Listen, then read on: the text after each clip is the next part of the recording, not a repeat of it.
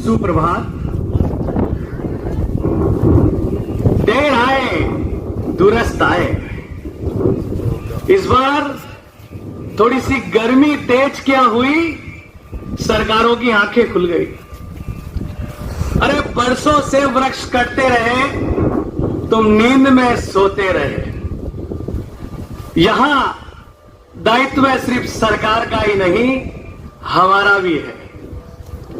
और मजबूरन सरकार को एक कदम उठाना पड़ा कि क्यों ना एक अभियान चलाया जाए ताकि प्रत्येक व्यक्ति कम से कम इस धरती माता के नाम, मां के नाम एक वृक्ष लगाए।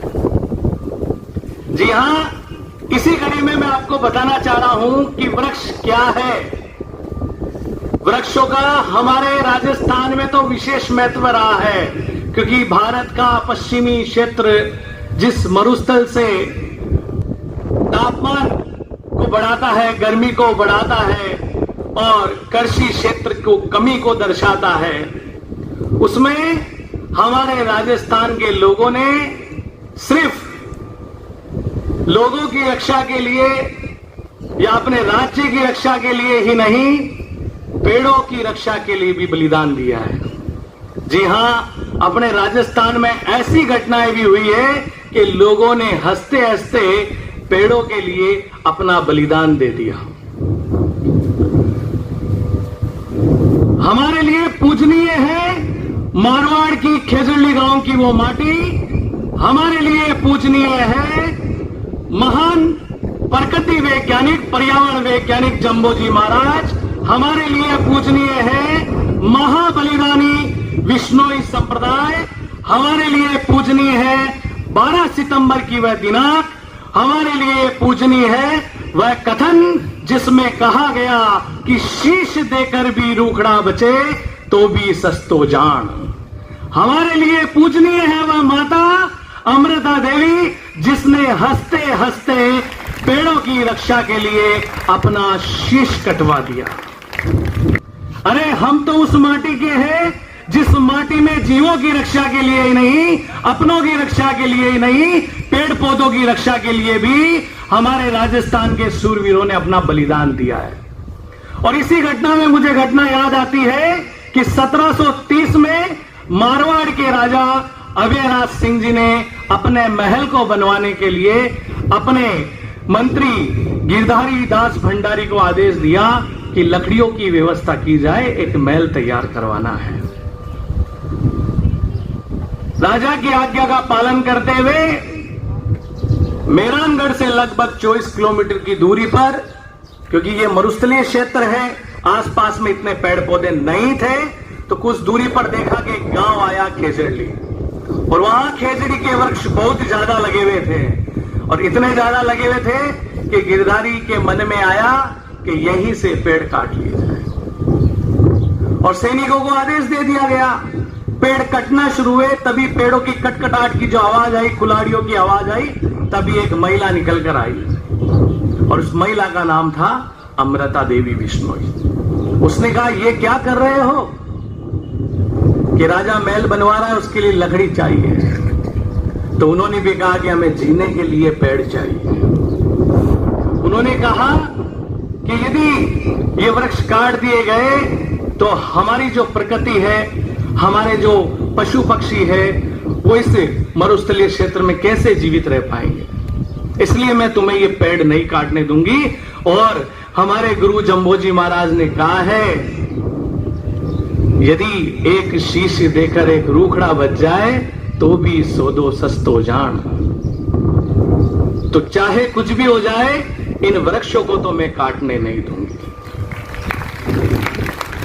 जो मंत्री था उसमें अपने आप में थोड़ा सा ये था कि मैं राजा का मंत्री हूं, राजा के आदेश से आया हूं, और तुम जो है मेरे आदेश की अवहेलना कर रहे हो, मेरे कार्य में बाधा डाल रहे हो, हट जाओ वरना मैं तुम्हारा शीश भी काट दूंगा। अमृता देवी बिश्नोई हंसते हंसते बोली कि शीश कटाने के लिए मैं तैयार हूं। और वो पेड़ के चिपक जाती है। वो पेड़ के चिपक गए। उनकी जो 3 पुत्रियां थी वो भी पेड़ों के चिपक गई। परंतु राजा का आदेश था, तो गिरधारी ने, उस मंत्री ने पेड़ों के साथ साथ उस महिला को भी काट दिया। और देखते ही देखते पूरे गांव के लोग पेड़ों के चिपक गए ताकि पेड़ ना कट सके। और इस बलिदान की कड़ी में लगभग 363 महिला और पुरुषों ने अपना बलिदान दे दिया सिर्फ पेड़ की रक्षा के लिए। इसलिए हम कहते हैं देर आए दुरुस्त आए। अरे आज पेड़ लगाना तो दूर की बात है, हम बचा भी नहीं पा रहे हैं। इसलिए शायद ये अभियान चलाना पड़ा कि आपको अपनी संस्कृति के प्रति जागना होगा, उस माता अमृता देवी की उस पहल को समझना होगा। अरे जिस समय दुनिया के लोग ग्लोबल वार्मिंग का ग तक नहीं जानते थे, उस समय उस माता ने यह दर्शाया कि पेड़ों का हमारे जीवन में क्या महत्व है, यह हमें सीखने की आवश्यकता है। तो राजस्थान की माटी तो वह रही है जो पग पग पर बलिदान को दर्शाती है और जनहितार्थ को दर्शाती है। उस विश्नोई समाज, उन जम्बोजी महाराज के उन वचनों को, उन कथनों को प्रणाम है, नमन है, जिन्होंने इस प्रकार की सीख हमारे लोगों में दी है। और मैं आपको बताना चाहूंगा कि इस प्रकार की जो घटनाएं होती है, इन्हें हमें समझने और जानने की बहुत ज्यादा आवश्यकता है। पेड़ों के प्रति हमारा लगाव बहुत ज्यादा जरूरी है। पेड़ क्या है? अरे पेड़ बचाओ तो ये ठंडक देंगे, पेड़ बचाओ तो फल फूल मेवे देंगे, पेड़ बचाओ तो ईंधन देंगे, पेड़ बचाओ तो जड़ी बूटी देंगे, पेड़ बचाओ तो छांव देंगे, और पेड़ बचाओ तो जीवन देंगे, जीवन देंगे। अभी मौका है वृक्ष लगाने का, वृक्ष लगाओ। ये हमारे परिवार और हमारे समाज, हमारे लोगों सभी की रक्षा करेंगे, क्योंकि पेड़ वो है जो कोई जीव जंतु नहीं देखते हैं, हमेशा सभी को देने का काम करते हैं। वो नहीं सोचते हैं कि ये कोई जीव जंतु है, वो नहीं सोचते हैं ये मनुष्य या पशु पक्षी है, वो नहीं सोचते हैं कि ये किस जाति का है, किस धर्म का है। वो तो सभी को सब कुछ देने के लिए तैयार रहते हैं, लेकिन उनका पालन करना हमारा दायित्व है, उनका पोषण करना हमारा दायित्व है। और यदि प्रकृति को और आने वाले समय में ग्लोबल वार्मिंग से बचना है, अत्यधिक तापमान से बचना है, तो हमें पेड़ों की शरण स्थली में जाना होगा, पेड़ों को लगाना होगा, पेड़ों को लगाना होगा। जी हाँ, ता उमर साया ना जाए, ता उमर साया ना जाए, कम से कम एक पेड़ तो ऐसा लगाया जाए, कम से कम एक पेड़ तो ऐसा लगाया जाए।